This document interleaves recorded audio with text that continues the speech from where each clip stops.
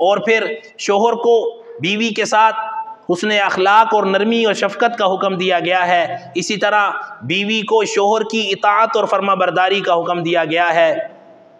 اور یہ معاملہ اتنا نازک ہے اور اتنا اہم ہے کہ اس میں ذرا سی کوتاہی اور لاپرواہی یہ اللہ کی پکڑ کا سبب بن سکتی ہے، اور عورت کو شوہر کا فرما بردار اتنا زیادہ بننے کا حکم دیا گیا ہے کہ حضرت صلی اللہ علیہ وسلم کے مبارک زمانے میں ایک صحابی کسی کام کے سلسلے میں دوسرے علاقے میں گئے، جاتے ہوئے اپنی بیوی کو کہہ کر گئے کہ آپ نے گھر سے نہیں جانا کہیں بھی، چنانچہ اسے کچھ دن بعد اطلاع آئی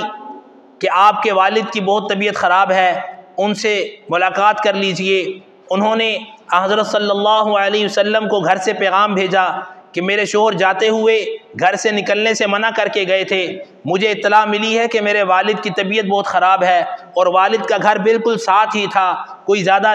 دور والا معاملہ نہیں تھا۔ حضرت صلی اللہ علیہ وسلم نے فرمایا کہ شوہر کی اجازت نہیں ہے تو گھر میں ہی رہو، اللہ تعالیٰ اسی عمل کی برکت سے تمہارے والد محترم کو شفا عطا فرمائیں گے، اور اگر شفا نہ بھی ملی اور اللہ کو پیارے ہوگے تب بھی اللہ اس کا اجر تمہیں ضرور عطا فرمائیں گے۔ چنانچہ شوہر کے واپس آنے سے پہلے ان صحابیہ کے والد کا انتقال ہو گیا، شوہر کی اطاعت اور فرما برداری کی وجہ سے دیکھنے تک نہیں جا سکی سگے والد کو۔ رات کو خواب میں دیکھا کہ اللہ تعالیٰ کی طرف سے انہیں یہ خوشخبری ملی کہ آپ کے شوہر کی اطاعت اور فرما برداری کی برکت سے اللہ نے آپ کے والد کی مغفرت فرما دی۔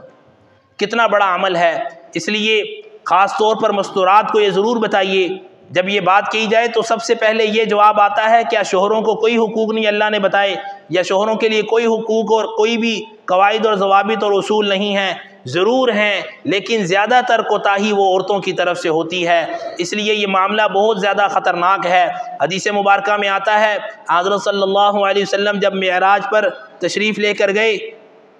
تو جب جہنم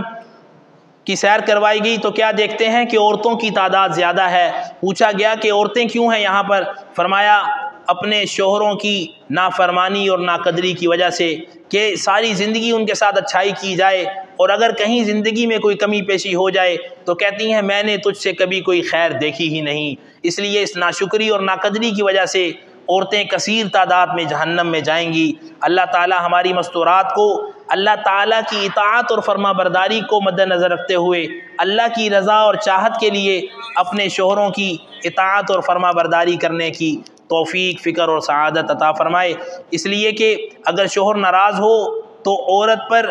اللہ کی طرف سے لعنت پڑتی رہتی ہے شوہر کی ناراضگی کی وجہ سے، اس لیے بہت زیادہ حساس اور بہت زیادہ سنجیدہ معاملہ ہے، اس کی انہیں تعلیم دینی چاہیے، بتانا چاہیے کہ کہیں انجانے میں وہ اپنی عاقبت خراب نہ کر لیں۔ اللہ تعالیٰ سب کو اپنے اپنے مقام پر اپنے اپنے منصب اور حیثیت کے اعتبار سے اپنے بڑوں کی اطاعت اور فرما برداری کی توفیق عطا فرمائے۔ تو